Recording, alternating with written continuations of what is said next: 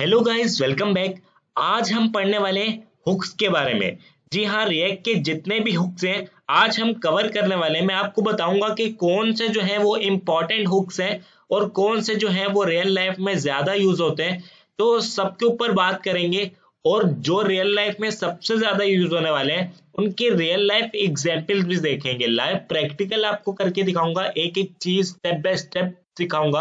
अगर आप इस वीडियो को एंड तक देख लेते हैं तो आपको कोई भी कंफ्यूजन नहीं रहेगी रिएक्ट हुक्स के बारे में। जी हाँ, आपके सारे के सारे डाउट्स क्लियर हो जाएंगे। आप बहुत ही आसानी से जो है रिएक्ट के अंदर चीजों को हैंडल करना सीख जाएंगे, वीडियो को एंड तक अगर आप फॉलो करते हैं। तो मैं बता देता हूं कि कौन कौन से हुक्स आज हम पढ़ने वाले हैं जो इंपॉर्टेंट है और बहुत ज्यादा यूज होने वाले हुक्स हैं। तो यहाँ पर मैंने लिख रखे हैं, यहाँ पर मैं इसको बड़ा कर लेता हूं और यहां पर जो है सबसे ज्यादा यूज होने वाला यूज स्टेट हुक, उसके बाद यूज रेफ हुक, उसके बाद यूज इफेक्ट हुक, उसके बाद यूज मेमो हुक।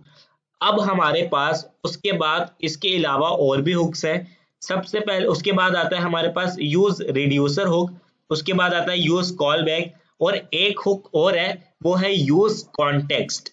वो आपको तब तक समझ में नहीं आ सकता जब तक आपको कॉन्टेक्स्ट एपीआई के बारे में नहीं पता होगा। तो हम कोशिश करेंगे कि नेक्स्ट वीडियो के अंदर हम कॉन्टेक्स्ट एपीआई को कवर करें और साथ ही जो है वो यूज कॉन्टेक्स्ट हुक के बारे में भी हम पढ़ लें, ताकि आपका जो रिएक्ट का जो मतलब कोर्स है ये कंप्लीट हो सके। मतलब आपको रिएक्ट के ऊपर काम करना आ जाए, मतलब किसी सॉफ्टवेयर हाउस के अंदर आप रिएक्ट के ऊपर काम कर सकें इन हुक्स का, अगर आपको पता है। क्योंकि हुक्स ही जो है वो इंपॉर्टेंट है रिएक्ट के अंदर, बाकी तो छोटी मोटी चीजें जो है वो है, यानी कि कंपोनेंट्स वगैरह और चीजों को एक बार अगर आप समझ लें, एक बार एक काम कर लें तो आपको रिएक्ट और कुछ भी नहीं है। React totally about in hooks, in functional component. तो यहाँ पर अब क्या करते हैं, ये ऑप्शनल नहीं है, मतलब ये नहीं कह रहा कि आपको नहीं सीखना चाहिए। मतलब अब यूज स्टेट से जो काम होता है ना, वही यूज रिड्यूसर से होता है। अब आपको कोई काम करना है कि जो हम यूज रिड्यूसर से करते हैं, यानी कि यूज स्टेट से करते हैं, वही काम हम यूज रिड्यूसर की भी हेल्प से कर सकते हैं। तो हम क्यों ना हम यूज स्टेट ही यूज कर लें। तो मैं अभी आपको दिखाऊंगा कि हम किस तरीके से, मैं बात कर रहा हूँ कि कौन से काम जो है वो हम कर सकते हैं यूज रिड्यूसर से और यूज स्टेट से। उसके बाद यूज कॉल बैक इतना इंपॉर्टेंट है नहीं, मतलब इतना ज्यादा यूज होता नहीं है। मैं ये नहीं कह रहा कि आपको नहीं सीखना चाहिए, लेकिन मेरे ख्याल में ये इतना ज्यादा यूज होने वाला हुक है नहीं, तो इसलिए हम इसको कवर नहीं कर रहे। हम तो use state, use ref, use effect और यूज मेमो को पढ़ेंगे। सही है, तो बिना टाइम वेस्ट किए स्टार्ट कर लेते हैं। मैंने ऑलरेडी रिएक्ट टैब को क्रिएट कर लिया है ताकि आपका जो है वो टाइम वेस्ट ना हो। मैं क्या करूंगा, यहाँ पर सिंपल आऊंगा, कंपोनेंट्स नाम का एक फोल्डर भी बना लिया है और यहाँ पर एक फाइल बनाऊंगा। सबसे पहले हम बात करने वाले हैं यूज स्टेट हुक के बारे में। तो यहाँ पर लिखूंगा यूज स्टेट डॉट जेएस। उसके बाद अगर आपने ये वाली एक्सटेंशन जो है वो डाउनलोड की हुई है तो आपको रिएक्ट इस तरीके से लिखना पड़ेगा। RAFCE का मतलब क्या है, react arrow function component export. अगर मैं इस तरीके से लिखता हूं तो मेरा ऑटोमेटिकली जो है रिएक्ट की बॉयलर प्लेट हम इसे कहते हैं, तो वो आ जाएगी। उसके बाद अगर मैं यहाँ पर लिखूं, यहाँ पर H1 के अंदर यूज स्टेट हुक, तो यहाँ पर मुझे यूज स्टेट हुक भी मिल जाएगा। कैसे, जब तक मैं इसको इंपोर्ट करूंगा तो मुझे यूज स्टेट हुक मिल जाएगा। यहाँ पर मैं क्या करता हूँ, यूज स्टेट, और यहाँ पर मैंने कंपोनेंट से उसको ऑटोमेटिकली इंपोर्ट भी कर लिया। तो अगर मैं यहाँ पर आऊंगा और लोकल होस्ट 3000 रन करूंगा तो क्या पता मुझे रिएक्ट मिल जाए, क्योंकि मैंने ऑलरेडी स्टार्ट की हुई थी। तो यहाँ पर आप देख सकते हैं यूज स्टेट हुक मेरे पास आ चुका है। ऑब्वियसली सी बात है, हम यूज स्टेट हुक यहाँ पर नहीं लिखना चाहेंगे, या हम लिखे रहने देते हैं। इसी के नीचे से जो है वो हम काम स्टार्ट कर लेते हैं। मान लीजिए मेरे पास एक वेरिएबल है काउंट नाम से, सही है, काउंट। यहाँ पर मैं लिख देता हूँ काउंट और यहाँ पर मेरे पास लिखा है 0। अब यहाँ पर मैं आपको दिखाता हूँ, यहाँ पर लिखा है 0 और इसके नीचे मेरे पास है एक बटन, सही है, बटन। और यहाँ पर लिखा है इंक्रीमेंट, इंक्रीमेंट, और एक और बटन है जिसके अंदर लिखा हुआ है डिक्रीमेंट, सही है। और यहाँ पर मेरे पास बटन भी आ गए। मैं चाहता हूं कि जब मैं इस बटन पर क्लिक करूं तो यहाँ पर काउंट की जो वैल्यू है वो मतलब एक से बढ़ जाए, मतलब इंक्रीमेंट पर क्लिक करूं 1, फिर 2, फिर 3, फिर 4, फिर 5, और जैसे ही डिक्रीमेंट पर क्लिक करूं तो एक से माइनस हो जाए। वो हम काम कर सकते हैं यूज स्टेट हुक की हेल्प से। कैसे कर सकते हैं, मतलब हम स्टेट को अपडेट करना चाहते हैं तो कैसे करेंगे। मैं एक कांस्टेंट बनाऊंगा, यूज स्टेट बना रहा हूं, मैं यूज स्टेट का स्ट्रक्चर लिख रहा हूं, मैं लिखूंगा काउंट और यहाँ पर लिखूंगा सेट काउंट। ये एक कन्वेंशन है तो आप इसी तरीके से लिख सकते हैं, अगर आप चाहें तो कुछ भी लिख सकते हैं, यहाँ पर जरूरी नहीं काउंट सेट काउंट, आप कुछ भी लिख सकते हैं, लेकिन कन्वेंशन को फॉलो करते हुए हम चलेंगे और यहाँ पर आगे लिखेंगे यूज स्टेट। अब इसकी जो बाय डिफॉल्ट वैल्यू होगी ना वो होगी 0, और 0 यहाँ पर, और मैं यहाँ पर जो है यहाँ पर हार्ड कोड 0 नहीं लिखना चाहूंगा, मैं चाहूंगा कि मैं काउंट की वैल्यू को यहाँ पर लिखूं। तो यहाँ पर आप अगर आप जावास्क्रिप्ट लिखनी है तो आप कर्ली ब्रैकेट लगाएंगे और यहाँ पर मैं लिखूंगा काउंट। अब यहाँ पर मेरे पास काउंट की वैल्यू आ जाएगी, देख रहे हैं अभी 0। अब आपको पता नहीं चल रहा होगा, मैं आपको बताता हूँ, अगर मैं यहाँ पर अगर 1 भी करूंगा ना तो मेरे पास 1 आ जाएगी। अब मुझे उधर चेंज नहीं करना पड़ा, देखें अब यहाँ पर 1 आ गई, मतलब अब आपको ये पता चल गया कि ये जो काउंट की वैल्यू आ रही है ये कहाँ से आ रही है, ये यूज स्टेट की हेल्प से आ रही है, यूज स्टेट हुक की तरफ से आ रही है। अब मैं चाहूंगा कि ऑन क्लिक के ऊपर, ऑन क्लिक मैं क्या करूं, जो मेरा यहीं पर एक एरो फंक्शन डिफाइन कर देता हूं, और जो मेरा सेट काउंट है ये इसकी अपडेटेड वैल्यू है, ये जो दूसरी वैल्यू है ये इस काउंट की अपडेटेड वैल्यू है। जैसे ही मैं सेट काउंट के अंदर जो भी चेंज करूंगा वो यहाँ पर रिफ्लेक्ट हो जाएगा। मैं चाहूंगा कि जैसे जैसे इस बटन पर क्लिक होता रहे जो मेरी काउंट है, काउंट की जो वैल्यू है वो +1 होती रहे, मतलब जब जब क्लिक होता रहे जब तब तब मेरी जो है वो वैल्यू 1 से बढ़ती रहे। तो बाय डिफॉल्ट मैं क्या करूंगा, इधर मैं बाय डिफॉल्ट जो है वो यहाँ पर 0 रखूंगा, 0। अब मैं अगर आपको दिखाऊं तो यहाँ पर इंक्रीमेंट पर जैसे मैं क्लिक करता हूं तो मेरी काउंट की वैल्यू इंक्रीज हो रही है। इसी तरह अब मैं डिक्रीमेंट के लिए भी बना लूंगा और उसमें क्या करूंगा, सिंपल 1 से माइनस कर दूंगा और मुझे कुछ नहीं करना ज्यादा, और आप देख सकते हैं कि हमारा काउंटर जो है वो बनकर रेडी हो चुका है। तो अगर यही काम मुझे जावास्क्रिप्ट के अंदर करना पड़ता था तो मैं क्या करता था, पहले मुझे उसकी वैल्यू को document dot gate element by ID की हेल्प से मुझे उसको टारगेट करना, फिर उसमें से वैल्यू निकालना, फिर उसको इंक्रीज करना, तो वो बहुत लंबा हो जाता था। तो यही है रिएक्ट का कमाल कि आप हुक की हेल्प से कैसे जो है वो सिंपल 2 लाइन ऑफ कोड में काउंटर क्रिएट कर सकते हैं। तो ये था हमारा यूज स्टेट हुक। अब हम बात करने वाले हैं एक न्यू फाइल बनाकर, कौन से हुक के बारे में, सेकंड हुक मैं आपको दिखा देता हूं कौन सा था हमारा, हमारा था यूज रेफ हुक। अब पहले काम कैसे होता था, आफ्टर यूज रेफ हुक कैसे होता है मैं वो भी आपको दिखाऊंगा ताकि आपको कोई डाउट ना रहे। तो यहाँ पर आ जाता हूँ और एक और फाइल बना लेता हूँ कंपोनेंट्स फोल्डर के अंदर, यूज रेफ डॉट जेएस, RAFCE लिखूंगा, वही react arrow function component export.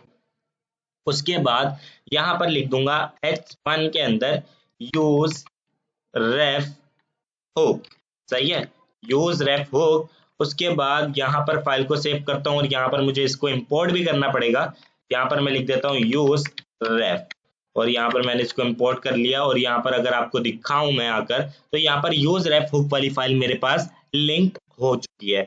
अब मैं क्या करूंगा, मैं सिंपल यूज रेफ हुक वाली फाइल के अंदर आऊंगा और बताऊंगा कि पहले काम कैसे होता था। यूज रेफ हुक बेसिकली इनपुट की वैल्यू को गेट करने का काम आता है। तो पहले यूज रेफ हुक जब नहीं था तो हम यूज स्टेट की हेल्प से इनपुट की वैल्यू को टारगेट करते थे, मतलब गेट करते थे। तो वो कैसे करते थे पहले वो दिखाता हूँ। यहाँ पर लिखूंगा इनपुट टाइप टेक्स्ट आ गई, उसके बाद यहाँ पर मैं लिखूंगा बटन, सही है, और यहाँ पर लिखूंगा गेट वैल्यू, यहाँ पर गेट वैल्यू, और ऑन क्लिक के ऊपर एक फंक्शन चलाऊंगा, on click get input val, सही है, गेट इनपुट वेल लिखा मैंने यहाँ पर, और यहाँ पर मैं इस एक फंक्शन बना लेता हूँ कांस्टेंट, सही है, वरना ये मुझे एरर देगा। Constant control v is equals to एक एरो फंक्शन। उसके बाद यहाँ पर मैं चाहूंगा कि मैं इनपुट की वैल्यू को टारगेट कर सकूं, तो मैं क्या करूंगा, यहाँ पर एक यूज स्टेट बनाऊंगा। मैं अभी आपको बताया था यूज स्टेट कैसे काम करता है, कॉन्स्ट इनपुट वेल और set input val is equals to use state. अब इसके अंदर मैंने एम्प्टी स्ट्रिंग पास कर दिया, और ये जो इनपुट की वैल है ना, इनपुट वैल, ये मैं इसकी वैल्यू को दे दूंगा। मतलब मैं बोलूंगा इसके अंदर अब जो भी वैल्यू आएगी, इस इनपुट के अंदर अब जो भी वैल्यू आएगी वो इसकी वैल्यू कहलाएगी, इस इनपुट की। तो अब मैं अगर यहाँ पर कुछ लिखना चाहूंगा तो मैं नहीं टाइप कर पा रहा। क्यों नहीं टाइप कर पा रहा, मैं अभी आपको बताता हूँ। अगर मैं यहाँ पर कुछ भी लिख दूँ तो यहाँ पर मैंने आपको बताया कि वो इनपुट की वैल्यू होगी। तो यहाँ पर देखें बाय डिफॉल्ट इसने यहाँ से वैल्यू उठाई और हमें वहां पर इनपुट पर दिखा दी, ब्राउजर पर शो कर दी। अब यहाँ पर मैं कुछ टाइप क्यों नहीं कर पा रहा, क्योंकि इसकी हर एक कॉल पे जो है वो फंक्शन रन हो रहा है और उसमें देख रहा है कि पहले से वैल्यू पड़ी हुई है, तो मुझे वही वैल्यू दिखानी है जो इनपुट वैल के अंदर है।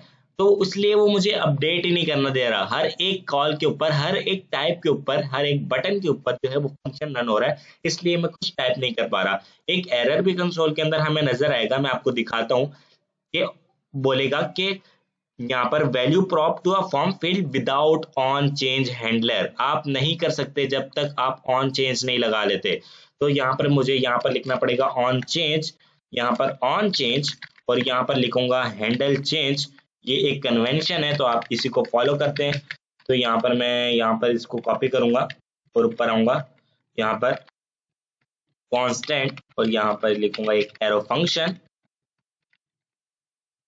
और यहाँ पर मैं हमारे पास एक इवेंट होता है, ये जब भी आप इनपुट की वैल्यू को अगर टारगेट करेंगे ना तो आपको ये काम करना पड़ेगा।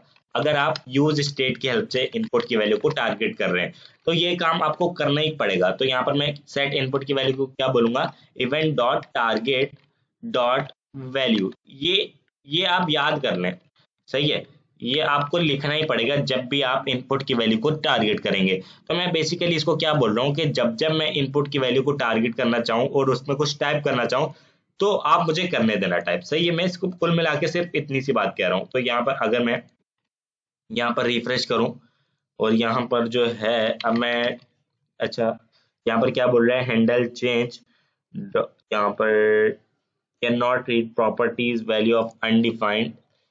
तो यहाँ पर क्या बोल रहे हैं बेसिकली, यहाँ पर मैंने उसको बोला, अच्छा अब यहाँ पर ये वैल्यू को मैं हटा दूंगा। मैंने उसको बोल दिया कि अब मैं इसके अंदर टाइप करना चाहूँ तो मुझे टाइप करने देना।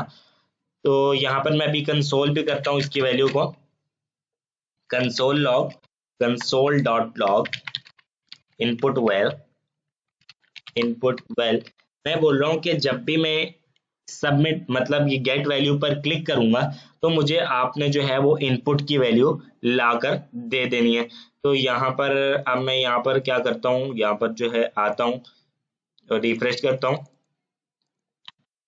और मैं अभी भी जो है वो इसके अंदर कुछ टाइप नहीं कर पा रहा। तो मुझे देखना पड़ेगा कि क्या प्रॉब्लम है। तो यहाँ पर देखता हूँ, ओके जो इनपुट की जो ये जो टारगेट की जो स्पेलिंग है वो मैंने रॉन्ग लिख दी, इसलिए मैं इसके अंदर कुछ टाइप नहीं कर पा रहा था। अब मैं आऊंगा तो मैं इसके अंदर टाइप कर पाऊंगा और यहाँ पर जैसे ही गेट वैल्यू पर क्लिक करूंगा तो मैं उसकी वैल्यू को गेट भी कर पाऊंगा। आप देख सकते हैं यहाँ पर। तो मैं रिफ्रेश करता हूँ, यहाँ पर रिफ्रेश, और यहाँ पर अब मैं कुछ लिखता हूँ तो मैं इसकी वैल्यू को गेट कर पा रहा हूँ, आप देख सकते हैं। लेकिन ये काम बहुत लेंदी हो गया, यूज स्टेट लिखना पड़ा, इसको रिमूव करूंगा। हमें क्या लिखना पड़ा, हमें ऑन चेंज लिखना पड़ा, इसको भी रिमूव करूंगा। हमें क्या लिखना पड़ा, ऑन चेंज यहाँ पर भी बनाना पड़ा, हमें वैल्यू यहाँ पर भी बनाना पड़ा। अब इस तरह कुछ करने की नीड नहीं है, सिंपल हमारे पास एक हुक आता है यूज रेफ हुक। यहाँ पर क्या करूंगा, कॉन्स्ट इनपुट वैल्यू ले लूंगा क्योंकि हमारी इनपुट की वैल्यू है, और यहाँ पर लिखूंगा यूज रेफ। ये हमारा यूज रेफ हुक जो है वो ऑटोमेटिकली इंपोर्ट भी हो गया, यूज स्टेट की नीड नहीं है। और यहाँ पर एम्प्टी स्ट्रिंग पास करूंगा क्योंकि स्ट्रिंग वैल्यू हमारे पास आने वाली है। और यहाँ पर सिंपल हमें एक एट्रीब्यूट मिलेगा रेफ नाम से, जिसके अंदर मैं इनपुट की वैल्यू को पास कर दूंगा। And that's it, that's it. सिर्फ एक चीज और लिखनी पड़ेगी, मैं आपको दिखाता हूँ यहाँ पर क्या, input is not defined. Okay यहाँ पर जो है मैं जल्दी में मैंने क्या किया कि मैंने इनपुट वैल नहीं लिखा, कुछ और ही लिख दिया। यहाँ पर फाइल को सेव किया और यहाँ पर रिफ्रेश किया और यहाँ पर जैसे ही मैं करूंगा गेट वैल्यू तो मुझे एक ऑब्जेक्ट मिला डॉट करंट इनपुट। मतलब करंट इनपुट तो मिल गया लेकिन उसकी वैल्यू नहीं मिली। तो ये बेसिकली हमें क्या कहना चाह रहा है कि यहाँ पर आप एक करंट का जो है वो प्रॉपर्टी आती है, आप वो लिखें और उसके बाद आप बोलें कि मुझे भाई वैल्यू चाहिए, तो आपको हम वैल्यू दे देंगे। तो यहाँ पर जैसे ही मैं अगर रिफ्रेश करूंगा और यहाँ पर जो है गेट वैल्यू पर क्लिक करूंगा तो मुझे गेट वैल्यू मिल गई। देख रहे कितनी इजीली जो है हमें वैल्यू मिल गई। तो आप कौन सा तरीका यूज करना चाहेंगे बताएं, कि ये वाला यूज रेफ वाला या यूज स्टेट वाला। ऑब्वियसली सी अब बात है कि आप यूजरेफ यूज करना चाहेंगे क्योंकि ये बहुत सिंपल है। 2 लाइन्स ऑफ कोड में जो हमारा काम हो रहा है वो फिर हमें हॉर्न चेंज लगाना पड़ा था, फिर बनाना पड़ा था, फिर event dot target dot value करना पड़ा था, तो वो बहुत लेंदी काम था और उसको समझना भी है वो जो है वो थोड़ा सा मुश्किल हो जाता। तो हमारे पास आया यूजरेफ हुक। ये आपकी बेसिकली आपकी जो ऐप है, रिएक्ट ऐप है, उसकी परफॉर्मेंस को भी इंक्रीज करेगा as compare to use state hook. उसके बाद आता है use effect hook. Use effect hook क्या करता है, बेसिकली हम यहाँ पर जो है इसको क्लोज करेंगे और हम यहाँ पर एक और फाइल बनाएंगे यूज इफेक्ट हुक की। यहाँ पर यूज इफेक्ट डॉट जेएस और यहाँ पर लिखूंगा RAFCE और यहाँ पर मैं क्या करूंगा H1 के अंदर यूज इफेक्ट हुक और यहाँ पर मैं इसको इंपोर्ट भी कर लेता हूँ जल्दी से। तो यहाँ पर मैं यूज इफेक्ट लिखूंगा और यहाँ पर मैंने इसको इंपोर्ट कर लिया। आपको दिखाता हूँ क्या लिंक हो गई फाइल। हाँ भाई लिंक हो गई फाइल। अब मैं क्या करूंगा, अब आपको समझाऊंगा यूज इफेक्ट हुक के बारे में। यूज इफेक्ट हुक बेसिकली कब कॉल होता है, मैं यहाँ पर क्या करता हूँ, अगर मैं यहाँ पर एक कंसोल चलाऊं, console console.log, यहाँ पर लिखता हूँ माई ऐप और यहाँ पर मैं नहीं इसको कॉल कर पाऊंगा तो यहाँ पर मैं इस तरीके से कर लेता हूँ कॉल। उसके बाद यहाँ पर console.log ऐप माई ऐप मैंने क्यों लिखा कि ये जो मेरे ऐप का सारा कोड है बेसिकली वो मुझे कंसोल में मिलने वाला है। मतलब कोड तो नहीं मिलने वाला, माई ऐप मतलब मेरी कब रेंडर हो रही है। मैं आपको ये दिखाना चाह रहा हूँ कि यूज इफेक्ट हुक हमारा रेंडर कब होता है, पहले ये दिखाऊंगा फिर उसके बाद ये समझाऊंगा कि उसके अंदर हमें काम क्या करना चाहिए। यूज इफेक्ट हुक आप सिंपल लिखेंगे यूज इफेक्ट और ये एक कॉल बैक फंक्शन लेता है। तो यहाँ पर मैं इसको एक एरो फंक्शन पकड़ा दूंगा। उसके बाद यहाँ पर लिखूंगा सिंपल console.log, यहाँ पर लिखूंगा यूज इफेक्ट। सही है। और अब मैं आपको दिखाऊंगा कि क्या क्या जो है वो कॉल हो रहा है। यहाँ पर रिफ्रेश करता हूँ और यहाँ पर एरर आ गया। क्या एरर आया, maximum call stack size exceeded. तो यहाँ पर ये क्या एरर दे रहा है मुझे देखना। अच्छा जी, हमने यहाँ पर जो है वो इसको जो है वो इंपोर्ट नहीं किया, आई थिंक इसलिए जो है वो एरर मिल रहा है। तो यहाँ पर मैं क्या करूँगा, यहाँ पर यूज इफेक्ट को ले आऊंगा, यहाँ पर जल्दी से यूज इफेक्ट और यहाँ पर मेरे पास इंपोर्ट हो चुका है। आई थिंक अब जो है वो प्रॉब्लम चली जाएगी। तो लेकिन मैक्सिमम कॉल साइज स्टैक अभी भी वो प्रॉब्लम जो है वो नहीं जा रही, कोई कोई तो इशू है जिसकी वजह से ये प्रॉब्लम मिल रही है। तो यहाँ पर अब मैं अगर इसको हटाऊं और अब देखूं तो यहाँ पर ये यूज इफेक्ट जो है वो, अच्छा अच्छा, ये क्या हुआ कि ये जो फाइल का नेम है और जो हमारा यूज इफेक्ट है, अच्छा ये सेम हो रहे हैं, इसलिए मुझे जो ही यूज इफेक्ट का जो यू है वो स्मॉल लेटर्स में होना चाहिए, इसलिए हमें नहीं मिल रहा था। तो अगर मैं रिफ्रेश करूंगा तो मुझे यूज इफेक्ट मिल गया। अच्छा अब आप देख रहे हैं कि यहाँ पर अब मैं इसको भी हटा देता हूँ। अब आप देखेंगे कि पहले क्या मिल रहा है, माई ऐप मिल रहा है, उसके बाद ये यूज इफेक्ट मिल रहा है। ये यूज इफेक्ट पहले से कॉल हो चुका है इसलिए आपको समझ नहीं आ रहा अभी।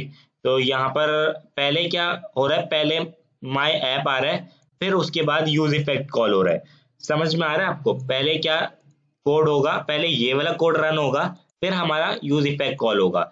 जब ये सारा का सारा कोड रन हो जाएगा उसके बाद हमारा यूज इफेक्ट हुक कॉल होगा।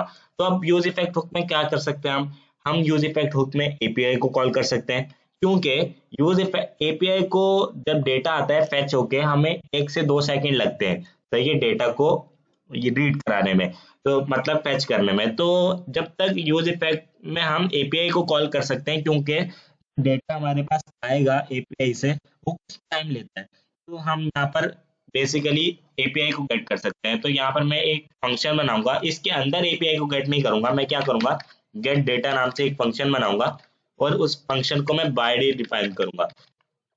तो यहाँ पर मैं आ जाता हूँ और यहाँ पर लिख लेता हूँ const const get data is equals to, और यहाँ पर मैं एक फंक्शन बना लेता हूँ और यहाँ पर मैं एक एपीआई को लूंगा। अब एपीआई कहाँ से लाऊंगा, प्लेस होल्डर जेसन से हमें फ्री पे एक रेस्ट एपीआई मिल जाती है प्रैक्टिस के लिए। तो यहाँ पर मैं प्लेस होल्डर जेसन पर आऊंगा और यहाँ पर फ्री पे रेस्ट एपीआई 100 पोस्ट को ले आऊंगा। यहाँ पर मैं जल्दी से जो है इंग्लिश में कन्वर्ट करके इस पोस्ट को ले आता हूँ और जल्दी से यहाँ पर let response is equals to fetch, और यहाँ पर मैं इसको पास कर दूंगा। उसके बाद आपको पता है let data is equals to, हमें रिस्पॉन्स को जेसन में कन्वर्ट करना पड़ेगा, रिस्पॉन्स डॉट जेसन, जेसन में कन्वर्ट करेंगे। उसके बाद अगर मैं console डॉट लॉग डेटा करूंगा तो मुझे डेटा मिल जाएगा। यहाँ पर मैं आपको दिखा भी देता हूँ कि यहाँ पर रिफ्रेश करता हूँ अभी, और अच्छा डेटा इसलिए नहीं मिला क्योंकि हमने उसको एसिंग अवेट यूज नहीं किया। एसिंग अवेट क्या है? एसिंग अवेट बिल्कुल सिंपल सी चीज है, यहाँ पर हमें उसका बताना पड़ता है एसिंग। आप जब तक मैं आपको ना बोलूं आपने नहीं चलना फंक्शन, मैं फंक्शन से बात कर रहा हूं, जब तक आपको ना बोला जाए तब तक आपने इस फंक्शन को रन नहीं करना। आपने क्या करना है? वेट करना है किसका? फैच होने का। उसके बाद क्या करना है? वेट करना है किसका?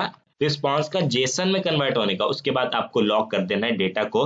तो हमें 100 पोस्ट यहाँ पर मिल चुकी हैं, आप देख सकते हैं। तो अब हमें सिंपल क्या करना है? इसको ब्राउजर पर शो करना है। तो मैं क्या करूंगा, यहाँ पर जो है जल्दी से आऊंगा और यहाँ पर मैपिंग के थ्रू इसको यहाँ पर अपडेट करूंगा। तो यहाँ पर मैं हम जावास्क्रिप्ट लिखने लगे, तो यहाँ पर अब मुझे यूज स्टेट हुक की हेल्प लगेगी। यहाँ पर मैं क्या करूंगा? कॉन्स्ट डेटा और set data is equals to use state, और यूज स्टेट हमारा एम्प्टी एरे होगा। और यहाँ पर मैं क्या करूंगा? सेट डेटा को डेटा में जो है वो इंसर्ट कर दूंगा। अब मैं आपको बताता हूँ कि ये क्या हुआ। यहाँ पर बेसिकली ये जो डेटा है अब इसकी वैल्यू क्या हो गई? ये सारा का सारा रिस्पॉन्स जो मिल रहा था वो यहाँ पर आ चुका है, अभी यहाँ पर आ चुका है वो इस डेटा के अंदर। अब मुझे सिंपल इस डेटा को जो है यहाँ पर मैपिंग के थ्रू लूप पर चलाना है और मुझे डेटा मिल जाएगा। तो यहाँ पर मैं क्या करूंगा? Dot data dot map, map क्या लेता है? एक हायर ऑर्डर अरे मेथड है, इसके अंदर सारी की सारी वैल्यूज आ जाएंगी। तो यहाँ पर मैं क्या करूंगा? एक एरो फंक्शन लूंगा और ये रिटर्न करता है कुछ ना कुछ, तो हमें रिटर्न करना पड़ेगा। और यहाँ पर मैं क्या करूंगा? इस तरह से रिएक्ट फ्रैगमेंट का यूज करूंगा। मैं क्या करूंगा? इसके अंदर क्या क्या चीज है मुझे देख लेता हूँ, मैं देख लेता हूँ। तो यहाँ पर मेरे पास यूजर आईडी है, टाइटल है, बॉडी है। तो यहाँ पर मैं यूजर आईडी लूंगा, user ID is equals to current well dot user ID. सही है। उसके बाद यहाँ पर H2 के अंदर क्या आएगा? खाली आईडी ले लेता हूँ, यहाँ पर ले लेता हूँ करंट एलिमेंट डॉट आईडी। तो यहाँ पर आईडी का आई थिंक आई छोटा ही है। उसके बाद सही है, यहाँ पर आ गया। उसके बाद टाइटल और बॉडी ले लेता हूँ पैराग्राफ के अंदर, यहाँ पर टाइटल, और यहाँ पर मैं ले लेता हूँ करंट एलिमेंट डॉट टाइटल। उसके बाद यहाँ पर जो है मैं ले लेता हूँ बॉडी। सही है, बॉडी ले लेता हूँ, बॉडी नहीं बॉडी, और यहाँ पर करंट एलिमेंट डॉट बॉडी। सही है। अब यहाँ पर आपको दिखाता हूँ, तो सारा का सारा डेटा जो है वो मुझे मिलने वाला है। Current element is not defined, तो ये कैसा मजाक है? Current element is not defined. अच्छा, तो करंट वैल्यू है, करंट एलिमेंट नहीं है। यहाँ पर करंट वैल्यू आनी है। मैं भी जल्दी जल्दी में पता नहीं क्या क्या लिखे जा रहा हूँ। तो यहाँ पर आप देख सकते हैं कि डेटा मुझे मिल चुका है। यहाँ पर मैं थोड़ा सा जूम आउट करूँ, 100 पर लेके जाऊँ, तो यहाँ पर यूजर आईडी सब कुछ जो है वो मुझे बिल्कुल ठीक ठाक मिल रहा है। 100 पोस्ट में देख लेता हूँ 100 ही है, हाँ आईडी 100 तक है, तो मुझे 100 पोस्ट मिल चुकी है। तो देखा कितनी इजीली हम यूज इफेक्ट की हेल्प से एपीआई को गेट कर सकते हैं और भी बहुत सारे काम कर सकते हैं। अभी ये एक रियल लाइफ एग्जांपल थी तो मैंने आपको दिखा दी। ये सारी की सारी रियल लाइफ एग्जांपल्स हैं, हम इसी तरह से काम करते हैं। उसके बाद यहाँ पर हम लास्ट हुक के बारे में पढ़ने वाले हैं, जो हमारा इंपॉर्टेंट हो गया यूज मेमो। तो उसके बारे में पढ़ लेते हैं जल्दी से। एक फाइल बना लेता हूँ यूज मेमो। मैं नहीं चाहता कि वीडियो की लेंथ जो है वो बड़ी हो, ताकि आप जो है बोर हो जाए। तो यहाँ पर मैं क्या करता हूँ, यहाँ पर H1 ले लेता हूँ जल्दी से, और यहाँ पर लिख लेता हूँ यूज मेमो हुक। यहाँ पर यूज मेमो हुक लूंगा। उसके बाद यहाँ पर मैं क्या करूंगा, जल्दी से मैं यहाँ पर जो है बेसिकली बता दूं पहले कि यूज मेमो हुक क्यों यूज होता है। यूज मेमो हुक बेसिकली आपकी वेबसाइट, आपकी जो रिएक्ट ऐप है उसकी परफॉर्मेंस को इनहेंस करने के लिए यूज होता है। अब परफॉर्मेंस को इनहेंस करने से क्या मतलब है? फॉर एग्जाम्पल यहाँ पर मेरे पास दो स्टेट्स हैं। सबसे पहले वही एक पुरानी स्टेट काउंट वाली, सही है, काउंट और सेट काउंट, और is equals to use state, और मेरे पास यहाँ पर है 0। उसी तरह एक और स्टेट है यहाँ पर कांस्टेंट आइटम आइटम, और यहाँ पर set item is equals to use state, और यहाँ पर मेरे पास है 5। अब यहाँ पर मैं जो है इसके अंदर यहाँ पर ले लेता हूँ, यहाँ पर सबसे पहले इस यूज मेमो को हटा देता हूँ। यहाँ पर मैं क्या करता हूँ, एक h1 लेता हूँ, इसके अंदर लिखता हूँ काउंट, और यहाँ पर लिखूंगा काउंट। उसके बाद एक और h1 लूंगा यहाँ पर, और उसके अंदर लिखूंगा आइटम, बल्कि आइटम्स नहीं, और यहाँ पर लिखूंगा आइटम। और यहाँ पर मैं दो बटन्स बनाऊंगा, सही है, एक अपडेट काउंट के नाम से, अपडेट काउंट, सही है, अपडेट काउंट, और मैं एक और बटन बनाऊंगा अपडेट आइटम। तो यहाँ पर मैं लिखूंगा अपडेट आइटम, और यहाँ पर अब मैं क्या करूंगा, अगर आपको दिखाऊं तो यहाँ पर अगर मैं यहाँ पर आऊं और आपको दिखाऊं तो अभी कुछ भी नहीं आ रहा।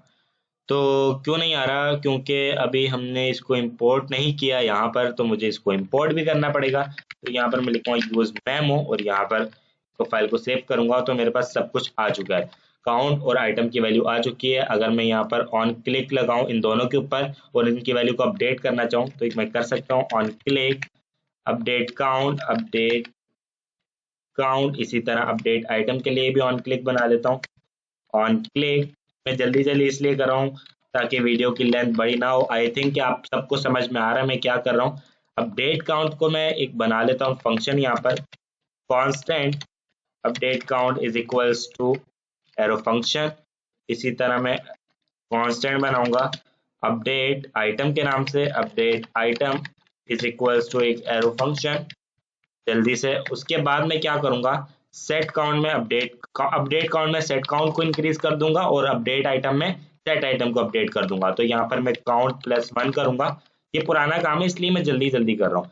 तो उसके बाद मैं यहाँ पर क्या करूंगा, अपडेट आइटम के अंदर क्या करूंगा, सेट आइटम को अपडेट करूंगा, सेट आइटम, और मैं यहाँ पर मल्टीप्लीकेशन करूंगा, आइटम मल्टीप्लाई बाय 5। अब मैं आपको दिखाता हूँ दोनों चल रहे हैं या नहीं। तो यहाँ पर मैंने किया अपडेट काउंट और यहाँ पर किया सेट आइटम, तो दोनों मेरे पास बिल्कुल सही काम कर रहे हैं।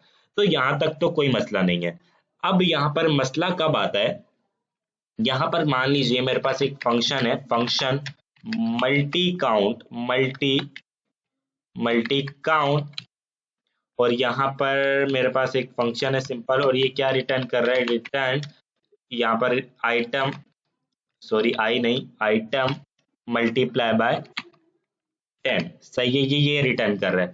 तो अब मैं क्या करूंगा, यहाँ पर सिंपल आऊंगा और यहाँ पर जो है इस फंक्शन को यहाँ पर मैं कॉल कर लूंगा, मल्टी काउंट को मल्टी काउंट, और यहाँ पर मैं इसको कॉल करूंगा क्योंकि एक फंक्शन है और इसको मैं, ये छोटा नजर आएगा तो इसको मैं h2 के अंदर ले लेता हूँ। तो यहाँ पर मैंने h2 में ले लिया, तो यहाँ पर आ गया 50।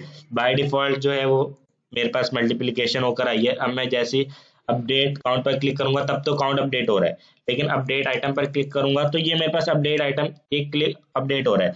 लेकिन जब मैं इंस्पेक्ट करूंगा, जब मैं अपडेट आइटम पर क्लिक कर रहा हूँ ना, तो ये मेरा काउंट भी अपडेट हो रहा है और ये भी अपडेट हो रहा है, हमें पता नहीं चल रहा। मैं आपको दिखाता हूँ, अभी तक तो कोई मसला नहीं था। जैसे ही मैं अब यहाँ पर आऊँ और यहाँ पर लिखूँ console.war, यहाँ पर लिखूंगा, यहाँ पर सॉरी यहाँ पर नहीं, ऊपर आऊंगा थोड़ा, यहाँ पर मैं इसको पेस्ट करूंगा और यहाँ पर console.1 के अंदर लिखूंगा कॉलिंग। तो यहाँ पर जैसे मैं यहाँ पर देखें, अगर आप, मैं यहाँ पर अपडेट काउंट पर क्लिक करता हूँ तब तो ये काउंट कॉल हो रहा है, लेकिन जब मैं अपडेट आइटम पर क्लिक कर रहा हूँ तब भी ये कॉल हो रहा है। ये देख लें आप, ये यहाँ पर आप देखें मैसेज बढ़ते जा रहे हैं। अपडेट आइटम पर क्लिक कर रहा हूँ तब भी कॉल हो रहा है, लेकिन अपडेट काउंट पर भी ये कॉल हो रहा है। लेकिन ऐसा तो नहीं होना चाहिए, मेरे तो सिर्फ ये चाहता था कि अपडेट आइटम पर क्लिक हो तो ये फंक्शन कॉल हो, लेकिन अपडेट काउंट पर कॉल ना हो।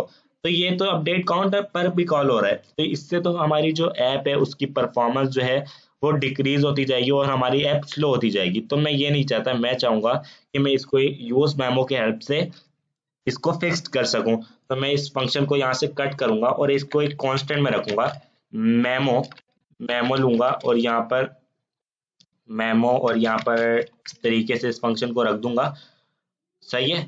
तो अब यहाँ पर मैं क्या करूँगा, बेसिकली ये हमारा एक वेरिएबल है, तो यहाँ पर बल्कि ये एक फंक्शन लेता है कॉल बैक, और उसके अंदर मुझे इसको कॉल करना पड़ेगा। तो यहाँ पर मैं क्या करूँगा, सॉरी वो जो है मैंने कॉपी किया था वो हट गया है, दोबारा से मुझे करना पड़ेगा।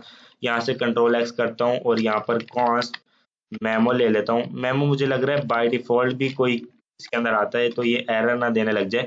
तो अब मैं यहाँ पर क्या करूँगा, मेमो को लूंगा और ये इसकी जगह यहाँ पर पेस्ट कर दूंगा। अब ये वेरिएबल है तो मुझे इसको कॉल नहीं करना। और यहाँ पर अगर आपको दिखाऊं, रिफ्रेश करूं, तो अब यहाँ पर वैलिड रिएक्ट चाइल्ड दिस में happens is return component state. तो यहाँ पर अपडेट काउंट पर क्लिक करता हूँ, अपडेट आइटम पर क्लिक करता हूँ, तो यहाँ पर कोई एरर है, यहाँ पर मुझे देखना पड़ेगा। तो यूज मेमो मेरे पास जो है वो इंपोर्ट भी नहीं हुआ। अच्छा अच्छा, यूज मेमो को हमने यूज तो किया नहीं यार। तो यहाँ पर मैं भी क्या कर रहा हूँ, कंट्रोल एक्स करता हूँ, सॉरी यहाँ से कंट्रोल एक्स करता हूँ, और मुझे यूज मेमो के अंदर डालना है ना, मेमो को मैं यूज तो कर नहीं रहा, तो मैं कैसे उसको यहाँ पर उसको परफॉर्मेंस को इंक्रीज कर सकूंगा। तो यहाँ पर मैं यूज मेमो लिखता हूँ और ये लेगा एक कॉल बैक फंक्शन। तो यहाँ पर मैं इसको यहाँ पर डाल देता हूँ,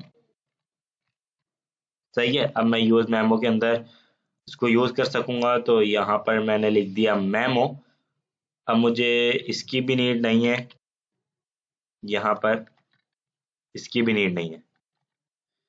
इसको मैं इस तरीके से करता हूँ, और यहाँ पर मैं सिंटेक्स बेसिकली भूल गया था, इसलिए जो है वो थोड़ी सी प्रॉब्लम हो रही थी। अब जो है वो सही है, आपको एरो फंक्शन नहीं देना, सिंपल इसको यहाँ पर पास कर देना है एनोनिमस फंक्शन की तरह। अब यहाँ पर जो है, यहाँ पर अगर मैं रिफ्रेश करूं और यहाँ पर अब काउंट पर क्लिक करूं, तो यहाँ पर काउंट तो अपडेट हो रहा है, सही है। अपडेट आइटम पर क्लिक कर रहा हूँ, तब अपडेट आइटम भी जो है वो अपडेट आइटम भी जो है वो अपडेट हो रहा है।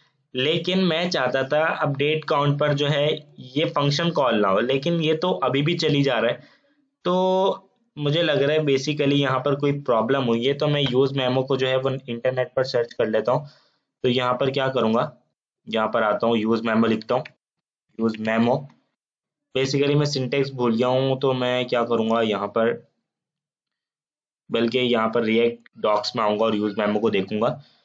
तो यहाँ पर यूज मेमो क्या लेता है, एक एरो फंक्शन तो लेता है, तो मुझे इसको एरो फंक्शन देना पड़ेगा। यहाँ पर इस तरीके से नहीं होगा, यहाँ पर बेसिकली यहाँ से इसको कॉपी किया मैंने, कंट्रोल एक्स, और यहाँ पर मैंने जब इसको एक एरो फंक्शन दिया और यहाँ पर मैंने इसको इस तरीके से पास किया।